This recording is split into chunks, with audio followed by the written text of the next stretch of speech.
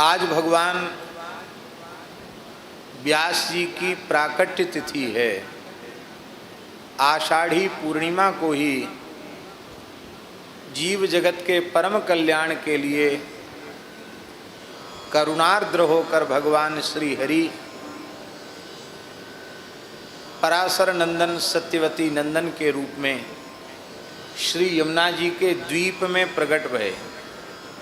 श्री यमुना जी के द्वीप में प्रकट होने से उनको द्वैपायन कहा गया और श्री कृष्ण यह उनका नाम है। तो श्री कृष्ण द्वैपायन, वेदों का व्यास किया इसलिए उनको वेदव्यास कहा गया। इतिहास और पुराण के माध्यम से उन्होंने वेदों का व्याख्यान किया। भगवान व्यास प्रकट न होते तो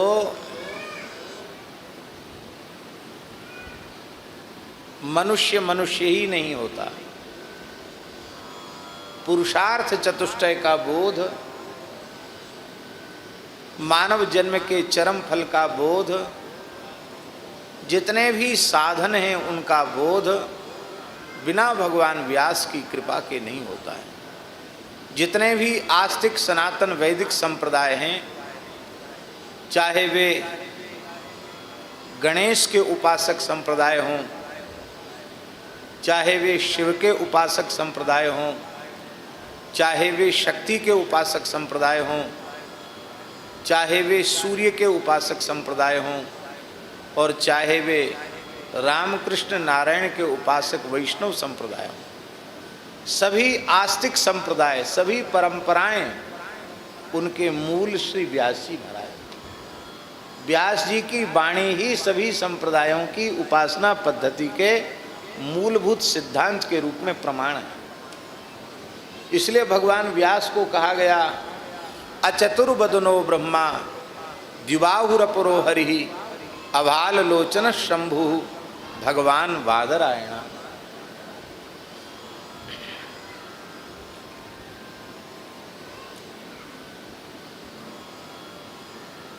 ब्रह्मा जी के चार मुख हैं। कृष्ण द्वैपायन भगवान व्यास जी के चार मुख नहीं है, एक ही मुख है। पर चार मुख न होते हुए भी, वो एक मुख के होते हुए भी साक्षात ब्रह्मा जी हैं। ब्रह्मा जी के मुखारविंद से वेद का प्राकट्य होता है और भगवान व्यास की लेखनी से पंचम वेद, इतिहास और पुराण का प्राकट्य होता है। ब्रह्मा जी सृष्टि करते हैं, श्री व्यास जी महाराज ज्ञान वैराग्य भक्ति की, धर्म की, संस्कारों की, सदाचार की सृष्टि करते हैं, इसलिए वो ब्रह्मा जी हैं। भगवान नारायण की चार भुजाएं हैं, व्यास जी की चार भुजाएं नहीं, दो ही भुजाएं हैं, पर बिना चार भुजा के वे दो भुजा वाले साक्षात भगवान नारायण हैं। भगवान के अवतार होने से तो वे नारायण हैं ही। वस्तुतः दो प्रकार का पोषण होता है। एक तो अन्नादि देकर शरीर का पोषण होता है और एक ज्ञान देकर अंतःकरण का पोषण होता है। शरीर के पोषण से अंतःकरण के पोषण की महिमा अधिक है। भगवान नारायण सबके शरीरों का पोषण करते हैं क्योंकि विश्वम्भर हैं, सबके पालक हैं। पर भगवान व्यास से हमारे ज्ञान को पुष्ट करते हैं, हमारी भक्ति को पुष्ट करते हैं, हमारे वैराग्य को पुष्ट करते हैं, हमारे साधन को, हमारे संस्कारों को पुष्ट करते हैं। इसलिए श्री व्यास जी साक्षात नारायण हैं, क्योंकि वे पालक हैं, पोषक हैं। भगवान रुद्र संहार करते हैं। शंकर जी की विशेषता है, हम सबके दो आँख हैं, शंकर जी की तीन आँख है। एक नेत्र उनके ललाट के मध्य में, व्यास जी के ललाट के मध्य में तीसरा नेत्र नहीं है। अचतुर्वदनो ब्रह्मा द्विबाहुरपरो हरि अभाल लोचन शंभु। भाल पे लोचन नहीं है, पर फिर भी वे शिव हैं। भगवान वादरायण, भगवान व्यास। शिवजी संहार करते हैं। व्यास जी महाराज भी अज्ञान का संहार करते हैं, तमोगुण का संहार करते हैं, पापों का संहार करते हैं। पवित्र इतिहास पुराण के आख्यानों के माध्यम से बड़े दिव्य दिव्य उपदेश इतिहास पुराण के माध्यम से प्रदान करके हमारे अज्ञान का संहार करते हैं, हमारे पापों का संहार करते हैं। इसलिए वे साक्षात भगवान शिव हैं। ब्रह्मा जी सृष्टि करते हैं, उनकी बनाई हुई सृष्टि, पैदा की हुई सृष्टि नष्ट हो जाती है, पर भगवान व्यास की कृपा से जीव को जो दिव्य ज्ञान भक्ति वैराग्य प्रकट होता है वो कभी नष्ट नहीं होता। इसलिए ब्रह्मा जी की सृष्टि से व्यास जी की सृष्टि उत्कृष्ट है। विष्णु भगवान के पालन पोषण में कितने खाए बिना मर रहे हैं और कितने खा खा के मर रहे हैं। बहुत से लोग ऐसे हैं जो भूखे मर रहे हैं, और बहुत से ऐसे हैं तो खा खा के मर रहे हैं। किसी को खाने को बहुत है पर वो खा ही नहीं सकता, और किसी को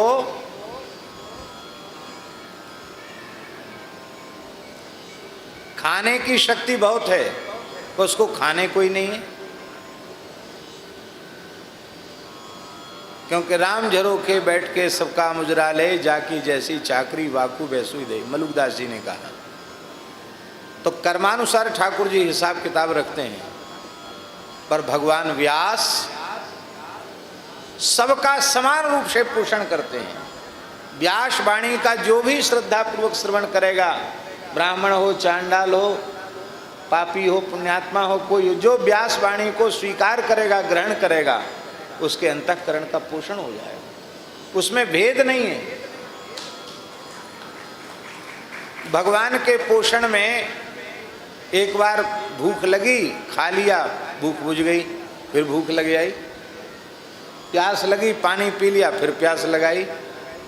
पर ज्ञान व्यास जी की कृपा से जिस दिव्य ज्ञान के द्वारा जीव का पोषण हो जाता है, उसको प्राप्त करके जीव आत्माराम, आप्त काम, पूर्ण काम, परम निष्काम हो जाता है, नित्य तृप्तो निराश्रया।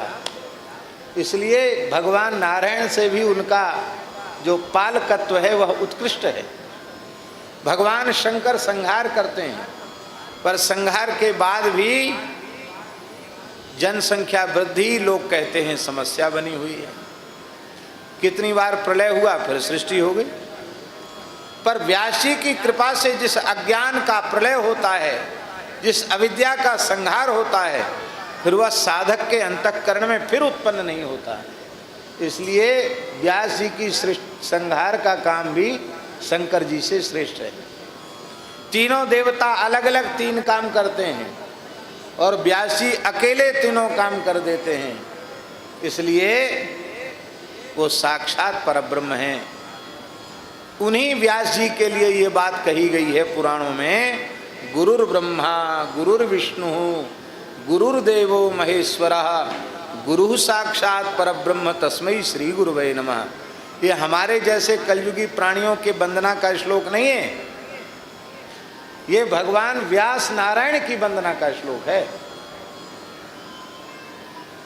जिस प्रकरण में ये श्लोक आया उसी प्रकरण में गुरु ब्रह्मा गुरु विष्णु आया। गुरु पदवाच्य भगवान व्यास ही हैं, व्यास जी को गुरु कहा जाता है। आज की इस पवित्र तिथि पर उन्हीं भगवान व्यास का पूजन अपने गुरु के रूप में किया जाता है, क्योंकि गुरुजन जो कुछ भी उपदेश देते हैं वो व्यास वाणी का आश्रय लेकर के ही देते हैं। हम गीता भागवत रामायण जो कुछ कहते हैं अच्छी बात, वो हमारी थोड़ी ही है, वो भगवान व्यास जी की है। तो व्यास जी के प्रति हम सब उपकृत हैं, व्यास जी के प्रति हम सब कृतज्ञ हैं। उनके प्रति कृतज्ञता को ज्ञापित करने की तिथि है गुरु पूर्णिमा। आज गुरुजनों का पूजन करना चाहिए, भगवान व्यास का पूजन करना चाहिए। बहुत से लोग ऐसे होते हैं, वो कहते हैं हमने तो कोई गुरु ही नहीं बनाया। किसी भी पवित्र ब्राह्मण का व्यास के रूप में पूजन कर लो, गुरु पूर्णिमा हो गई। किसी भी पवित्र ब्राह्मण का।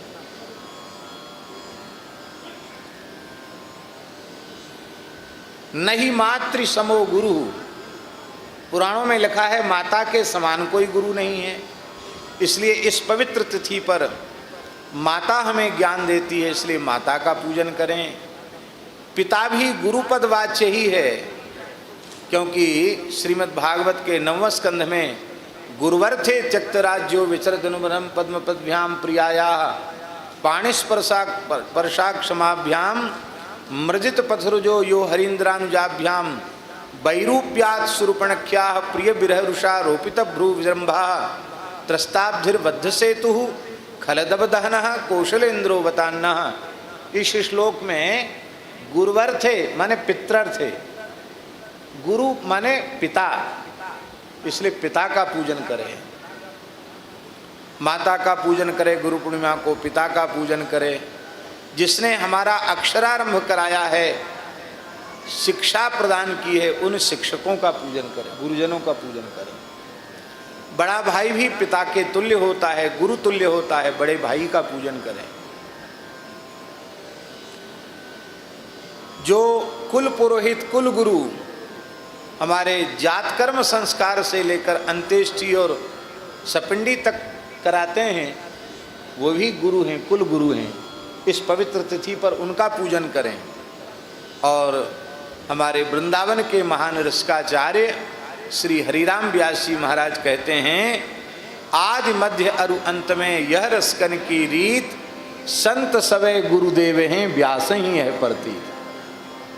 सभी संत गुरु हैं, तो किसी भी संत का गुरु रूप में पूजन करें।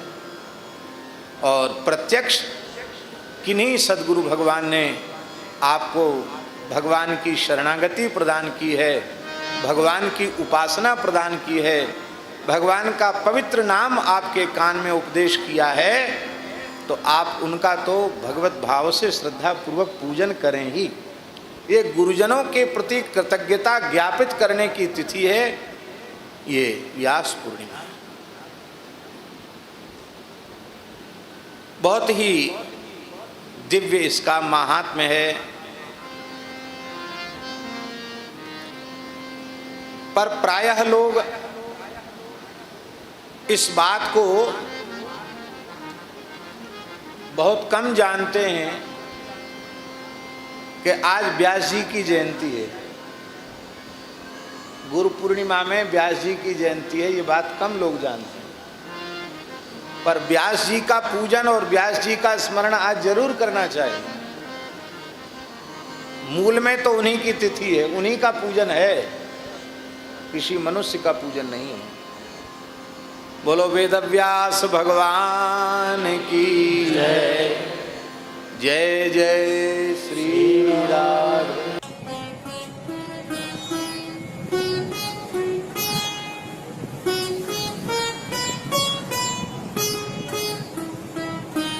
श्री सीताराम। प्रतिदिन सत्संग एवं दर्शन के लिए श्री महाराज जी के ऑफिशियल चैनल को जरूर सब्सक्राइब करें।